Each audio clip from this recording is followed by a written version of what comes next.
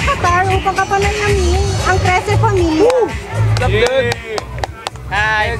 Anong pakiramdam nyo at isa kayo sa pinakasikat na kabataan dito sa Doha, Qatar? Siyempre masaya kasi todo suporta lahat ng mga Pilipino sa amin dito. Maraming Pilipino rito. Kaso talaga yun nga, mainit. Mainit ang pagtanggap. Mainit. Mainit ang panahon dito eh. Asa tayo dyan, 187. Putulo lang. We don't doubt, we multiply. Palawakin. Ganun pa man, nagpapasalamat kami sa mga lahat ng sumusuporta sa 13 Pamilya. Sana huwag kayong magsawa sa suporta na. Tapos dito, Doha, Qatar, no? Saka suporta natin ng 187. Kakalabas lang, oh. At ano naman ang sikreto nyo upang mapanatili ang mga pagsasama nyo upang maging isang sikat na kabataan dito sa Doha? Pagiging tapat lang sa isa't isa. Tiwala. Pakisama tiwala. Disiplina sa grupo. Saka nandito tayo, huwag natin kakalimutan yung pamilya natin. Nandito tayo. Wala ng Panginoon. At sino-sino ang mga gusto nyo pasalamatan?